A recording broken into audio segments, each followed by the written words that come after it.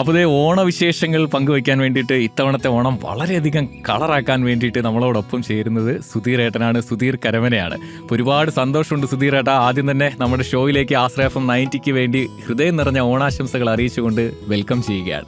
എന്റെ ഹൃദയം നിറഞ്ഞ ഓണാശംസകൾ. വളരെയധികം സന്തോഷമാണ്. ഓണ ദിവസങ്ങൾ എന്ന് പറയുന്നത് നമുക്ക് ഏറ്റവും കൂടുതൽ സന്തോഷം തരുന്ന നിമിഷങ്ങളാണ്. അപ്പോൾ ആദ്യം ഞാൻ ഇത്തവണ വിശേഷങ്ങൾ, ചേട്ടന്റെ ഓണം എങ്ങനെയാണ്, എന്തൊക്കെയാണ് ആഘോഷങ്ങളെന്ന് ചോദിച്ചുകൊണ്ട് തന്നെ നമുക്ക് ആരംഭിക്കാം. അപ്പോൾ ഷൂട്ട് നടന്നുകൊണ്ടിരിക്കുകയാണ്. പള്ളിച്ചട്ടമ്പി എന്നും കിടുക്കാച്ചി അളിയൻ എന്ന് പറയുന്ന 2 സിനിമയുടെ ഷൂട്ട് നടന്നുകൊണ്ടിരിക്കുകയാണ്. സൂപ്പർ. ഓണം മിക്കവാറും ലൊക്കേഷൻ തന്നെയാണ് നമുക്ക് ചെലവഴിക്കേണ്ടി വരുന്നത്. സന്തോഷമുള്ള കാര്യമാണ്. ജോലി സ്ഥലത്ത് ഓണം ആഘോഷിക്കുന്നു എന്നുള്ളത് സന്തോഷമുള്ള കാര്യമാണ്. എങ്കിലും ഇതിനിടയിൽ 4 ഓണത്തിൽ ഏതെങ്കിലും ദിവസം വീട്ടിലെത്തുകയും വീട്ടിലെല്ലാവരോടൊപ്പവും ഇരുന്ന് ഓണസദ്യ ഉണ്ണുന്നത് ഒരു പതിവാണ്. അതും തെറ്റിക്കാറില്ല. സുധീരേട്ടാ, ഞാനൊക്കെ പഠിക്കുമ്പോൾ സ്കൂളിൽ ഏറ്റവും അധികം നമ്മൾ പേടിക്കുന്നത് സ്കൂളിലെ പ്രിൻസിപ്പലിനെയാണ്. അത് പ്രത്യേകിച്ച് ഹയർ സെക്കൻഡറി സ്കൂളിലൊക്കെ ആണെന്നുണ്ടെങ്കിൽ ഒരു അല്പം പേടി കൂടുതലായിരിക്കും. പലപ്പോഴും ചേട്ടൻ ഷെയർ ചെയ്തിട്ടുള്ളതാണ്, പല ഇന്റർവ്യൂസിലും ഒക്കെ ഷെയർ ചെയ്തിട്ടുള്ളതാണ്.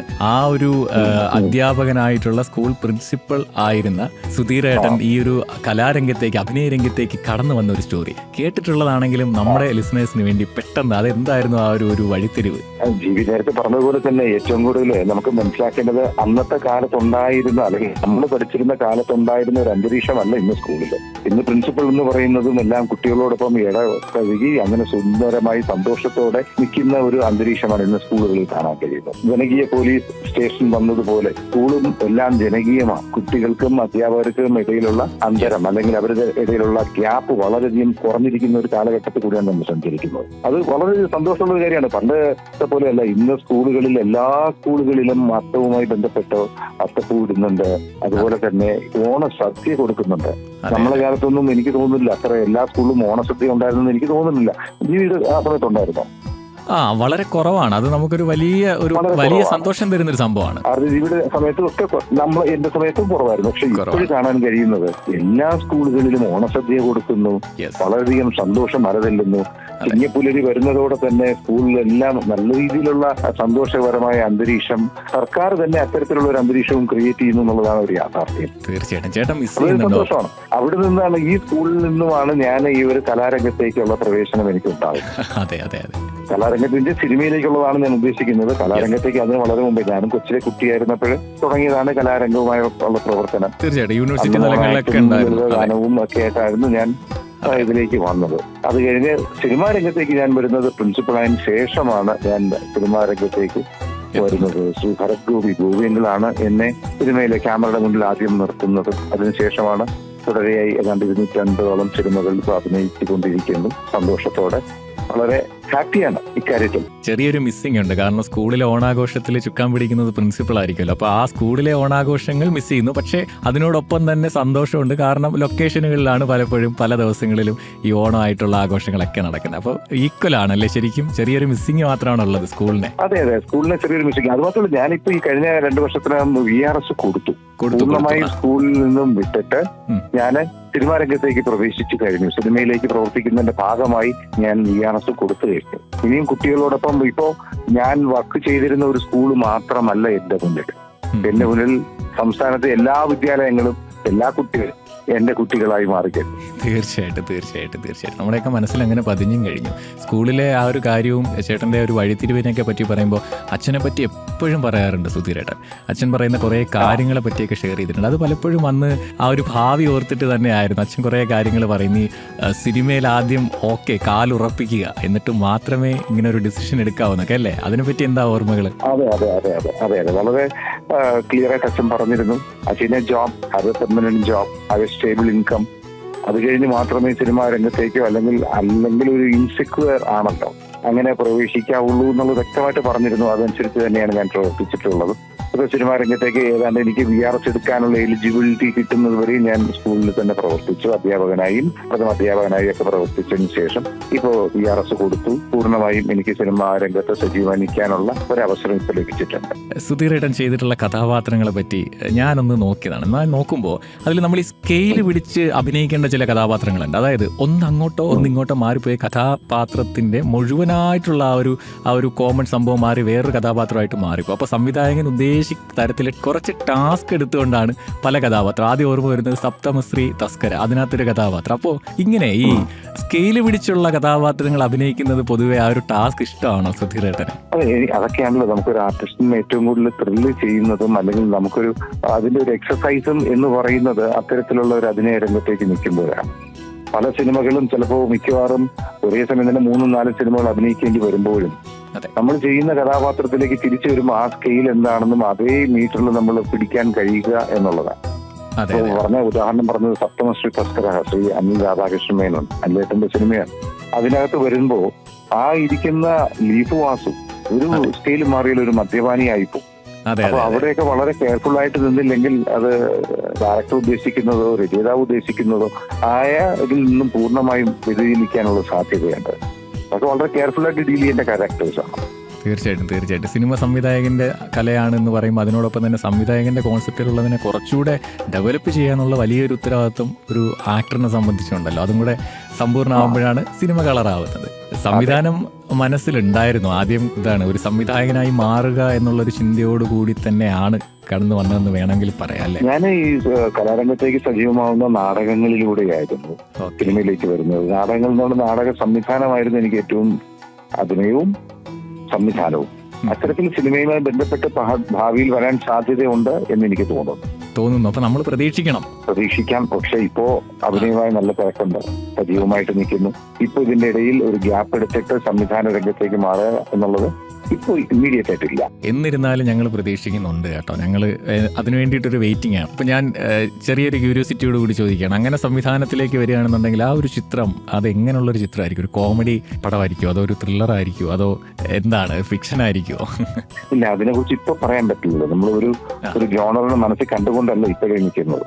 ഓക്കെ, നമ്മളെ ത്രസിപ്പിക്കുന്നതും ഓഡിയൻസിനെ ത്രസിപ്പിക്കുന്നതുമായ ഏതെങ്കിലും ഒരു ഇത് മനസ്സിൽ എപ്പോഴെങ്കിലും സ്ട്രൈക്ക് ചെയ്യുകയാണെങ്കിൽ അപ്പോഴും മാത്രമേ ഞാൻ അതിലേക്ക് തിരിയത്തുള്ളൂ.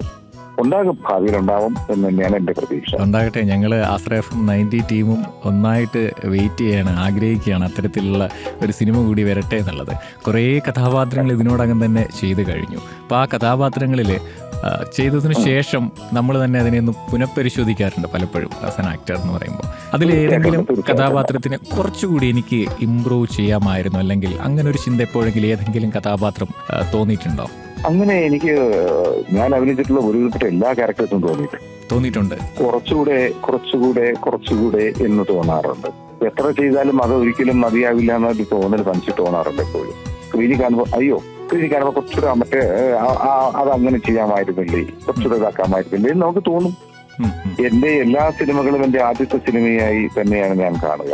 അഭിനയിക്കാൻ ലൊക്കേഷൻ ചെല്ലുമ്പോൾ ആ ഫസ്റ്റ് ഫിലിം എന്ന് പറഞ്ഞു തന്നെയാണ് എന്റെ ഏത് ലൊക്കേഷൻ. ഇപ്പൊ ഞാൻ ലൊക്കേഷനിലാണ്. ഇപ്പോഴും ഞാൻ അങ്ങനെ തന്നെയാണ് കാണുന്നത്. കിടുക്കാച്ചി അലിയൻ എന്ന് പറയുന്ന ഒരു സിനിമയുടെ ലൊക്കേഷനിലാണ് ഞാൻ. അപ്പോൾ ഇപ്പോഴും നമ്മൾ അങ്ങനെ തന്നെയാണ് കാണുന്നത്. ശ്രീ ബഷീർ സംവിധാനം ചെയ്യുന്ന സിനിമയുടെ ലൊക്കേഷനിലാണ്. ഇപ്പോഴും അങ്ങനെ തന്നെയാ. ഒരു ആവേശം നമുക്ക് ഒരിക്കലും ചോർന്നു പോയിട്ടില്ല. ഈ പറയുന്ന ആക്ടിങ് എന്ന് പറയുന്നിട്ടുള്ള ഒരു ലോകത്തേക്ക്, സിനിമാ ലോകത്തേക്ക് കടന്നു വരുന്ന ഒരാൾക്ക് വേണ്ടുന്ന ഒരു ക്വാളിറ്റി കൂടിയാണ്. ഒരു പക്ഷേ നമുക്ക് വീണ്ടും ഇംപ്രൂവ് ചെയ്യാം എന്നുള്ളൊരു ചിന്ത അല്ലേ? അതെ. ഒന്നും തൃപ്തിയാകത്തില്ല, വീണ്ടും ചെയ്യണമെന്നുള്ള ആഗ്രഹം നമുക്ക് തോന്നിക്കൊണ്ടിരിക്കും. കിടുക്കാച്ചി അലിയൻ നമുക്ക് എന്നത്തേക്ക് പ്രതീക്ഷിക്കാം സുധീരേട്ടാ? കിടുക്കാച്ചി അലിയൻ എനിക്ക് തോന്നുന്നത് മാർച്ച് ആയിരിക്കും ഇവര് പ്രതീക്ഷിക്കുന്നത്. ആ ഒരു വെക്കേഷൻ സമയമൊക്കെ ആയിരിക്കും, നല്ലൊരു സമയത്ത് തന്നെ ആയിരിക്കും റിലീസ്. അതെ. അത് ഹ്യൂമറുള്ള ഒരു കഥയാണ്. അപ്പോൾ മാർച്ച് മാസം ആവാനാണ് സാധ്യത. മാർച്ചിട്ടില്ല. സുധീരേട്ടാ, നേരത്തെ നമ്മൾ സംവിധാനത്തിന്റെ കാര്യം പറഞ്ഞു. അപ്പോൾ ഒരേ സമയം തന്നെ ഒരു സിനിമ സംവിധാനം ചെയ്യാനുള്ള കാര്യങ്ങളെല്ലാം റെഡി ആവുകയാണ്. കാത്തിരുന്ന ആ ഒരു സമയം എത്തിയിരിക്കുന്നു. നമ്മൾ ചിന്തിച്ച പോലെ, സ്വപ്നം കണ്ട പോലെയുള്ളൊരു സിനിമ. അതേസമയം തന്നെ മികച്ച നായക കഥാപാത്രം എന്നുള്ള രീതിയിൽ മികച്ചൊരു സംവിധായകന്റെ അണ്ടറിലൊരു പടം വരികയാണ്. ഏതിനായിരിക്കും സുധീരേട്ടൻ പ്രിഫറൻസ് കൊടുക്കുക? യാതൊരു സംശയമില്ല, അഭിനയത്തിനായിരിക്കും. സൂപ്പർ. അഭിനയത്തിന് തന്നെയായിരിക്കും. കാരണം ഞാൻ സംവിധാനം ചെയ്യാൻ ആഗ്രഹിക്കുന്നതിന് സമയം പിന്നെ കൊടുക്കാം. ഞാൻ അഭിനയിക്കാൻ നിൽക്കുന്നതിന് എനിക്ക് സമയം മറ്റൊരാളിന്റെ സമയമായിരിക്കാം. അതിന് ഞാൻ മുൻഗണന കൊടുക്കാൻ ഞാൻ ബാധ്യസ്ഥനാണ്. അത് എപ്പോഴും കിട്ടണമെന്നില്ല. വൺസിന് ബ്ലൂ മൂണാണ് നമുക്ക് നല്ല കഥാപാത്രങ്ങൾ നമ്മളെ തേടിയെത്തുക, അല്ലെങ്കിൽ നമ്മൾ കഥാപാത്രങ്ങൾ തേടി നമ്മൾ അങ്ങോട്ട് പോവുകയാണ് ചെയ്യേണ്ടി വരുന്നത്. ഇങ്ങോട്ടൊരു നല്ല കഥാപാത്രം വരുമ്പോൾ തീർച്ചയായിട്ടും ആ കഥാപാത്രത്തിന്റെ പ്രാധാന്യം നോക്കിക്കൊണ്ടും നല്ല സംവിധായകനാണെന്ന് പറഞ്ഞതുകൊണ്ട് തീർച്ചയായും അതിന് തന്നെയായിരിക്കും പ്രാധാന്യം കൊടുക്കുന്നത്. ഒരു സംവിധായകൻ നമ്മളെ പ്രതീക്ഷിച്ച് ആ സംവിധായകന്റെ മനസ്സിൽ നമ്മൾ കഥാപാത്രത്തെ ആവിഷ്കരിക്കുക എന്നുള്ളതാണല്ലോ. അതുകൊണ്ട് നമ്മൾ അതിന് വേണ്ടിയിട്ട് സമയം കൊടുക്കുക എന്നുള്ളതാണ്. എന്തൊക്കെയാണ് ഇനിയിപ്പോൾ അപ്കമിങ് ആയിട്ട് വരാനിരിക്കുന്ന പ്രോജക്റ്റുകൾ? 2 പ്രോജക്റ്റിന്റെ കാര്യം പറഞ്ഞു കഴിഞ്ഞു, പിന്നീടും പ്രോജക്റ്റുകൾ വന്നുകൊണ്ടിരിക്കുന്നു. ഏതൊക്കെയാണ് അപ്കമിങ് നമ്മൾ പ്രതീക്ഷിക്കേണ്ടത്, നമ്മൾ കാത്തിരിക്കേണ്ട പ്രോജക്റ്റുകൾ? നല്ല 2-3 പ്രോജക്ട്സ് ഇപ്പൊ വരുന്നുണ്ട്. അടുത്ത ഞാൻ സെപ്റ്റംബർ 15 മുതൽ പുതിയൊരു പ്രോജക്റ്റ്, എന്റെ പേര് ഫിക്സ് ചെയ്തിട്ടില്ല, ശ്രീ ശരത്ത് സംവിധാനം ചെയ്യുന്ന ശ്രീ ശ്രുതിയുടെ ജൂഡും ആന്റണി ജൂഡും പ്രൊഡ്യൂസ് ചെയ്യുന്ന നിർമ്മിക്കുന്ന ഒരു സിനിമ ഇമ്മീഡിയറ്റ് ആയിട്ട് വരുന്നുണ്ട്. വലിയൊരു നല്ലൊരു പ്രോജക്റ്റാണ്. മൂവിങ് ഒരു ട്രാവലോഗ് പോലത്തെ ഒരു സിനിമയാണ്. വളരെ രസകരമായ ഒരു ഫിലിം ഇപ്പോൾ 15-ാം തീയതി ഞാൻ തുടങ്ങുന്നു. പേരിട്ടിട്ടില്ല. അപ്പോൾ ഒരു ഫീൽ ഗുഡ് ആണ്. അപ്പൊ അതാണെങ്കിൽ ഇമ്മീഡിയറ്റ് അടുത്തത് ഞാൻ ഒരു 1.5-2 മാസത്തേക്കുള്ള ഡേറ്റ് ആക്കണം. അഭിനയ ജീവിതം തുടർന്നുകൊണ്ടേയിരിക്കുന്നു. ഒരു അധ്യാപകൻ എക്കാലം അധ്യാപകൻ, ഒരിക്കൽ അധ്യാപകനായി കഴിഞ്ഞാൽ ജീവിതകാലം മുഴുവനും അധ്യാപകൻ തന്നെയാണ്. അതാണ് ഏറ്റവും പ്രധാനം. അഭിനേതാവ് എപ്പോഴും ക്യാമറയുടെ മുന്നിൽ മാത്രമാണ്. ഒരു അധ്യാപകൻ എന്ന് പറയുന്നത് 2 കുട്ടികൾ കിട്ടിയാലും 1 കുട്ടി കിട്ടിയാലും അധ്യാപകനാണ്. അല്ലെങ്കിലും ജീവിതത്തിൽ ഒരു അധ്യാപകന്റെ ഒരു ചിട്ട ഉണ്ടാകും. പക്ഷെ എന്നെ സംബന്ധിച്ചിടത്തോളം കുട്ടികളെ പഠിപ്പിക്കുമ്പോഴും അല്ലെങ്കിൽ ക്ലാസ് റൂമിൽ നിൽക്കുമ്പോഴും മാത്രമേ അധ്യാപകനാകാറുള്ളൂ കേട്ടോ. അല്ലെങ്കിൽ ഞാനൊരു സിനിമാക്കാരനാണ്, സിനിമയുമായി ബന്ധപ്പെട്ട് ജീവിക്കുന്ന ആളാണ്. അത് ആ കഥാപാത്രങ്ങളിലൂടെ നമുക്ക് കിട്ടുന്ന ഒരു ഫീഡ്ബാക്ക് അത് തന്നെയാണ്. ശരിക്കും അധ്യാപക ജീവിതത്തിൽ വരച്ച വരയിൽ നിർത്തുന്ന കുട്ടികളൊക്കെ പേടിക്കുന്ന ഒരു അധ്യാപകനായിരുന്നു. അല്ല, ഇതിൽ ഏറ്റവും രസമെന്ന് വെച്ചാൽ ഒരു അധ്യാപകനായി ഇരിക്കുമ്പോൾ തന്നെ ചിലപ്പോൾ നെഗറ്റീവ് ക്യാരക്ടേഴ്സ് ചെയ്യേണ്ടതായിട്ട് വന്നിട്ടുണ്ട്. ഏറ്റവും ഭീകരമായ നെഗറ്റീവ് ക്യാരക്ടേഴ്സ് ചെയ്തിട്ടുണ്ട് ഞാൻ. അപ്പോൾ അതൊക്കെ ചെയ്യുമ്പോഴും നമ്മൾ അധ്യാപകനല്ലാതെ ആകുന്നില്ല. ജീവിതത്തിലെ ഒരു പ്രൊഫൈലാണ്. മറ്റേത് അഭിനയം എന്ന് പറയുന്ന കഥാപാത്രങ്ങളായി മാറുന്നതാണ് എന്ന് മനസ്സിലാക്കിക്കൊണ്ട് തന്നെയാണ് അത് ചെയ്യുന്നത്. അത് പ്രേക്ഷകർക്ക് മനസ്സിലാക്കാൻ പണ്ടത്തെ പോലെയല്ല. പണ്ട് ഒരു നെഗറ്റീവ് ക്യാരക്ടർ ചെയ്തു കഴിഞ്ഞാൽ വളരെ സമൂഹത്തിൽ തള്ളുന്ന ഒരു രീതിയായിരുന്നു പണ്ടുണ്ടായിരുന്നത്. ഇന്നൊരു നെഗറ്റീവ് ക്യാരക്ടർ ചെയ്തിട്ട് അത് ആൾക്കാർക്ക് ദേഷ്യം തോന്നിയില്ലെങ്കിൽ അയാൾ ചെയ്തത് ശരിയായില്ല എന്ന് പച്ചയ്ക്ക് പറയാൻ ഇന്നത്തെ പ്രേക്ഷകർക്ക് കഴിവുണ്ട്. അത് പറയുകയും ചെയ്യും. അത് കുട്ടികളാണെങ്കിൽ പോലും അവർക്ക് ആ തിരിച്ചറിവ് ഭയങ്കരമായിട്ട്, കുട്ടികളാണെങ്കിലും അവർക്ക് അറിയാം, വളരെ വ്യക്തമായിട്ടത് അറിയാം. കുട്ടികളോട്, നമ്മുടെ പുതിയ കുട്ടികളോടൊക്കെ എന്താ പറയാനുള്ള ഒരു അധ്യാപകൻ എന്നുള്ള രീതിയിൽ? സ്കൂളിൽ പഠിക്കുന്ന കുഞ്ഞുങ്ങളിൽ ഒരുപാട് മാറ്റങ്ങൾ, ഒരുപാട് കുട്ടികൾ. അപ്പോൾ നമ്മൾ കാണുന്നുണ്ട് പല കാര്യങ്ങളും ഒക്കെ, കേൾക്കാൻ നല്ലതായിട്ടുള്ളതും കേൾക്കാൻ ഇഷ്ടപ്പെടാത്തതും. നമ്മളെ സംബന്ധിച്ചിടത്തോളം ജീവിതത്തിൽ ഏറ്റവും പ്രധാനപ്പെട്ട ഒരു കാര്യം, കേൾക്കാൻ ഇഷ്ടപ്പെടാത്തത് പറയുന്നവരോട് അവർക്ക് ദേഷ്യം വരും. അതൊരു സ്വാഭാവികമാണ്. അതുകൊണ്ട് തന്നെയാണ് പലപ്പോഴും അധ്യാപകർ ഉപദേശിച്ചുകൊണ്ടേയിരിക്കുന്നു എന്നവർക്ക് പറയുന്നത്. കാരണം അവർക്ക് ഇഷ്ടപ്പെടാത്ത കാര്യങ്ങളായിരിക്കും ചിലപ്പോൾ പറയുന്നത്. ഇന്നത്തെ കാലത്ത് ഏറ്റവും കൂടുതൽ നമ്മൾ പറയുന്ന ഒറ്റ കാര്യമേ ഉള്ളൂ, we should be away from drugs എന്നുള്ളതാണ് ഏറ്റവും പ്രധാനമായി ഇന്നത്തെ കാലത്ത് നമ്മൾ ഊന്നുന്ന ഒരു കാര്യം. സന്തോഷം കാണാൻ കഴിയുന്ന, കലാപരമായും കായികപരമായും നമുക്ക് സന്തോഷം കാണാൻ കഴിയുന്ന മേഖലകളിൽ നമ്മൾ പ്രവർത്തിക്കുമ്പോൾ തീർച്ചയായും മറ്റൊന്ന് മറക്കാൻ സാധ്യതയുണ്ട്. Unwanted elements in the life. അത് നമ്മൾ മറന്നുകൊണ്ട് കലാരംഗത്തും കായിക രംഗത്തും സജീവമാവുക, സന്തോഷിക്കുക, സൗന്ദര്യം ആസ്വദിക്കുക, വായിക്കുക. ഇന്ന് മറന്നു പോകുന്ന ഒരു കാര്യമാണ് വായിക്കാൻ. അത് ചെയ്യുക. ഇതൊക്കെ ചെയ്യുമ്പോൾ കുടുംബവുമായി ബന്ധപ്പെട്ട് ഒന്നുമില്ലെങ്കിൽ ഒരു വീട്ടിലൊരു ഡൈനിങ് ടേബിളിൽ ഇരുന്ന് ഒരു ദിവസത്തിൽ ഒരു നേരമെങ്കിലും എല്ലാ രക്ഷകർത്താക്കളും കുട്ടികളും വീട്ടുകാരും എല്ലാം കൂടെ ഒന്നിച്ചിരുന്ന് ഭക്ഷണം കഴിക്കുമ്പോൾ തന്നെ ആ വീട്ടിൽ എന്ത് സന്തോഷം ഉണ്ടാകും. എല്ലാവരും ആഗ്രഹിക്കുന്നുണ്ട്, പക്ഷെ പലപ്പോഴും നടക്കാറില്ല. അത് ഉണ്ടാകണം. അതിനൊക്കെയാണ് ഇത്തരത്തിലെ ആഘോഷങ്ങൾ. ഇന്ന് തിരുവോണ ദിവസം എന്ന് പറയുന്നത് ഏറ്റവും വലിയ സന്തോഷം എന്ന് വെച്ചാൽ, പണ്ടത്തെ കാലത്താണെങ്കിൽ അമ്മൂമ്മയും എല്ലാവരും കൂട്ടുകുടുംബമായതിനാൽ എല്ലാവരും ഒന്നിച്ചിരുന്ന് ഭക്ഷണം കഴിക്കുന്ന ഒരു രീതി ഇന്നും അത് വിട്ടുപോയിട്ടില്ല എന്നുള്ളതാണ് മലയാളികളുടെ ഏറ്റവും വലിയ പ്രത്യേകത. ഒന്നിയൊരു ക്ലബിന്റെ ഭാഗമായോ ഇല്ലെങ്കിൽ ഏതെങ്കിലും ഒരു സമൂഹത്തിന്റെ ഒരു ഭാഗമായോ ഒത്തുകൂടുകയും എല്ലാവരും ഇരുന്ന് ഒന്നിച്ചിരുന്ന് ഭക്ഷണം കഴിക്കുകയും ഒക്കെ ചെയ്യുമ്പോൾ ഉണ്ടാകുന്ന ഒരു ഐക്യമുണ്ട്. ജാതിയും മതവും എല്ലാം മറന്നുകൊണ്ട് സന്തോഷിക്കുന്ന ഒരു ഇവന്റ്. അതാണ് ഓണം. ഫാമിലിയോടൊപ്പം ഉള്ള ഓണവും അങ്ങനെ തന്നെ. എങ്ങനെയൊക്കെ സമയം കണ്ടെത്തി കഴിഞ്ഞാൽ അവരോടൊപ്പം മാക്സിമം ചെലവഴിക്കാനായിട്ടുള്ള ശ്രമങ്ങൾ നടത്താറുണ്ടല്ലോ. തീർച്ചയായും ഞാൻ കണ്ടു വളർന്നതും അങ്ങനെ തന്നെയാണ്. എന്റെ അച്ഛനും അങ്ങനെ തന്നെയായിരുന്നു. എപ്പോഴും സമയം കിട്ടിയാലും വീട്ടിൽ വരികയും പ്രത്യേകിച്ച് ഉത്സവങ്ങൾ ഒന്നിച്ചാഘോഷിക്കാൻ ശ്രമിക്കാം. നേരത്തെ നമ്മൾ പറഞ്ഞു, ഒരു ആക്ടർ എന്നുള്ള രീതിയിൽ ചില ആൾക്കാരൊക്കെ, ചില വ്യക്തികളൊക്കെ കോമഡി കഥാപാത്രങ്ങൾ ചെയ്തുകൊണ്ട് സിനിമയിലേക്ക് രംഗപ്രവേശനം ചെയ്യുകയും പിന്നീട് സീരിയസ് കഥാപാത്രങ്ങൾ ചെയ്യുകയൊക്കെ ചെയ്യുന്നുണ്ട്. എത്രയോ ഉദാഹരണങ്ങൾ റീസെന്റ് പറയുകയാണെന്നുണ്ടെങ്കിൽ സുരാജ് ഏട്ടൻ, ഇന്ദ്രൻ സേട്ടൻ, അവരൊക്കെ ഇന്ന് ചെയ്യുന്ന കഥാപാത്രങ്ങൾ എന്ന് പറഞ്ഞാൽ നമ്മൾ ഒരിക്കൽ അവരെ മലയാള സിനിമയിൽ കണ്ട് നമ്മൾ എക്സ്പെക്ട് ചെയ്തതിനൊക്കെ അപ്പുറമാണ്. സുധീരേട്ടൻ ഏത് ജോണറാണ് ഇഷ്ടം, അല്ലെങ്കിൽ ഇനി വരണം എന്ന് ആഗ്രഹിക്കുന്ന ഒരു ജോണർ ഓഫ് ക്യാരക്ടർ? എനിക്ക് കുറച്ച് സീരിയസ് ആയിട്ടുള്ള വളരെ അങ്ങനെ ഒന്നും എനിക്ക് അങ്ങനെ പ്രത്യേകിച്ച് സീരിയസും ചെയ്യണം, കോമഡിയും ചെയ്യണം, എല്ലാ തരത്തിലുമുള്ള കഥാപാത്രം. കാരണം സമൂഹത്തിൽ കാണാൻ കഴിയുന്നത് ഒരു മനുഷ്യനും ഒരേ ഇതിലേക്ക് പോവാറില്ല. എല്ലാവരിലും ഉണ്ട് ഹാസ്യം കാണിക്കുന്നത് പലരും പല രീതിയിലായിരിക്കുമെന്ന് മാത്രം. അതുകൊണ്ട് ഒരിക്കലും ഒരു ജോണർ പിടിക്കണമെന്ന് എനിക്ക് താല്പര്യമേ ഇല്ല. അങ്ങനെ ആകരുതെന്നേ ഉള്ളൂ.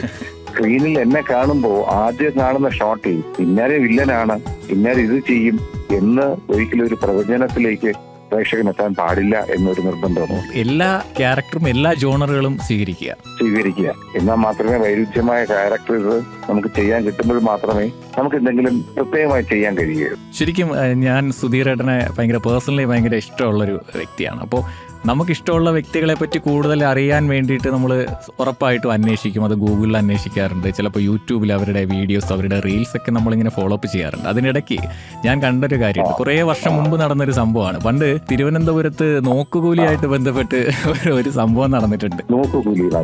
ഒരു സംഭവം നടന്നിട്ടുണ്ട്. ഏകദേശം 25,000 രൂപയോളം ചേട്ടൻ നോക്കുകൂലി എടുത്തു. അന്ന് ഈ പറയുന്ന ന്യൂസ് ചാനലുകൾ മുഴുവനും അവിടെ വന്നു. അങ്ങനെ ഒരു വലിയ സംഭവം. ഇത് ശരിക്കും ഇന്ന് പറയുമ്പോൾ ചിലപ്പോൾ അതൊരു രസകരമായിട്ടുള്ളൊരു സംഭവമായിട്ട് തോന്നാം. അത് വളരെ സീരിയസ് ആയിട്ടുള്ള ഒരു ഇഷ്യൂ ആയിരുന്നെങ്കിൽ പോലും അതെന്തായിരുന്നു ശരിക്കും, അതെന്തായിരുന്നു സംഭവം? ഇല്ല, അന്ന് നമ്മളുടെ മുഖ്യമന്ത്രി അസംബ്ലിയില് നോക്കുകൂലി പാടില്ലെന്നും അങ്ങനെ പൈസ മേടിക്കാൻ പാടില്ല എന്ന് പറഞ്ഞ സമയത്ത് 2018 അതെ, അന്ന് എന്റെ കയ്യിൽ നിന്നും അത്തരത്തിൽ പൈസ മേടിക്കുകയും അത് മാധ്യമങ്ങളും എല്ലാം തന്നെയാണ് അത് ഏറ്റെടുക്കുകയും ചെയ്തത്. അത് വളരെ സജീവമായി അത് തിരിച്ച് പൈസ തരേണ്ടി വന്നു. വളരെ സൗഹൃദപരമായി തന്നെ അത് മാറി, അത് ഒതുക്കി തീർക്കാൻ കഴിഞ്ഞു. അത്തരത്തിൽ സമൂഹത്തിൽ ഉണ്ടാകുന്ന തെറ്റായ പ്രവണതകൾക്കെതിരെ പ്രവർത്തിക്കുക അല്ലെങ്കിൽ പ്രതികരിക്കുക എന്നത് ഒരു മനുഷ്യന് ആവശ്യമായ ക്വാളിറ്റിയാണ്. ഞാൻ പഠിച്ചത് കേന്ദ്രീയ വിദ്യാലയത്തിലും യൂണിവേഴ്സിറ്റി കോളേജിലുമാണ്. അതുകൊണ്ട് പ്രതികരിക്കാതിരിക്കാൻ, ഒതുങ്ങി മാറാൻ എനിക്കറിയില്ല. അറിഞ്ഞോ അറിയാതെ ഞാൻ പ്രതികരിച്ചു പോകും എന്നുള്ളതാണ്. ചിലപ്പോ അത് കുഴപ്പത്തിലേക്ക് ചാടാറുണ്ട്, ഇല്ലെന്ന് ഞാൻ പറയുന്നില്ല. എന്നിട്ട് മാറിയിരിക്കാൻ എനിക്ക് അറിയില്ലാത്തൊരു സ്വഭാവമാണ്. അതുകൊണ്ട് പ്രതികരിച്ചു പോയതാണെന്ന്. അത് നന്നായി, അന്ന് പ്രതികരിച്ചത് നന്നായതുകൊണ്ട് ഇന്നും അതെ ഇപ്പോഴും പ്രതികരിച്ചതിൽ തെറ്റെന്ന് എനിക്ക് തോന്നാറില്ല. ഏറ്റവും രസം എന്താണെന്നറിയോ, നമ്മൾ യൂട്യൂബിൽ പോയിട്ടൊന്ന് നോക്കുകൂലി എന്ന് വെറുതെ സെർച്ച് ചെയ്ത് കഴിഞ്ഞാൽ ആദ്യം സുധീരേട്ടനാണ് വരുന്നത്. ഈ കുറെ ന്യൂസുകളുണ്ട് കേട്ടോ, ഈ ന്യൂസുകളൊക്കെ ഇങ്ങനെ ആദ്യം വരും നമുക്ക്. എന്തായാലും അതൊരു വളരെ രസകരമായിട്ടുള്ള സംഭവമായിരുന്നു അന്ന് ഓർക്കുമ്പോൾ. അത് വളരെ സീരിയസ് ഇഷ്യൂ ആയിരുന്നെങ്കിലും അതിനെ നന്നായിട്ട് കൈകാര്യം ചെയ്ത് കിട്ടും എന്നുള്ളതാണ്. ഇപ്പൊ സുധീരേട്ടാ, ഒരുപാട് സന്തോഷമുണ്ട്. സന്തോഷം എത്ര പറഞ്ഞാലും അവസാനിക്കുന്നില്ല. ഈ ഒരു സമയം, ഓണത്തിന്റെ സമയം, ഷൂട്ടിങ്ങിന്റെ തിരക്ക്, ഫാമിലിയോടൊപ്പം ചെലവഴിക്കുക, അതിനിടയ്ക്ക് നമുക്ക് വേണ്ടി നമ്മുടെ ആശ്രയ FM 90 പ്രിയപ്പെട്ട ലിസണേഴ്സിന് വേണ്ടി ഇത്രയും സമയം മാറ്റിവെക്കുക. വളരെയധികം സന്തോഷമാണ്. ആർക്ക് ജീവിയോടും ശ്രോതാക്കളോടും എല്ലാം നമുക്കൊന്ന് സമ്പാദിക്കാൻ കഴിയുക. എല്ലാവരോടും ഓണം, അത് ഇന്നത്തെ ദിവസം എല്ലാവരോടൊപ്പം എന്റെ ഹൃദയം നിറഞ്ഞ ഓണ ആശംസകൾ പങ്കിടാൻ കഴിയുക ഏറ്റവും കൂടുതൽ സന്തോഷമാണ്. സന്തോഷം മലതല്ലേ. തീർച്ചയായിട്ടും അങ്ങോട്ട് തകർക്കാം, ഈ ഓണം അങ്ങോട്ട് പൊളിക്കാം. കാരണം ഈ ഓണം വരുമ്പോൾ വലിയ കാലാവസ്ഥ നമുക്ക് വലിയൊരു പ്രശ്നത്തിലേക്ക് വന്നില്ല, വേറെ പ്രശ്നങ്ങളൊന്നും വന്നില്ല. എന്തായാലും വളരെ ഹാപ്പി ആയിട്ട് മലയാളികൾ ഒരുമിച്ച് കുറെ നാളുകൾക്ക് ശേഷം എന്ന് വേണമെങ്കിൽ പറയാം. കാരണം കഴിഞ്ഞ വർഷത്തെ ഓണമൊക്കെ കുഞ്ഞു സങ്കടങ്ങൾ നമുക്ക് പലപ്പോഴും നമ്മൾ പിന്നത്തേക്ക് അടുത്ത വർഷത്തേക്ക് എന്നൊക്കെ മാറ്റിവെക്കും. ഒരിക്കലും ഉത്സവങ്ങളും ആഘോഷങ്ങളും സന്തോഷങ്ങളും നമ്മൾ നാളത്തേക്ക് വെക്കണ്ട. ഇന്നത്തെ ആഘോഷങ്ങൾ ഇന്നാകട്ടെ. കാരണം നമുക്ക് അതാണോ മനുഷ്യൻ ആവശ്യം. എല്ലാവർക്കും സന്തോഷം വേണമെങ്കിൽ ഇന്നാകാം. Okay, wishing you all a happy Onam.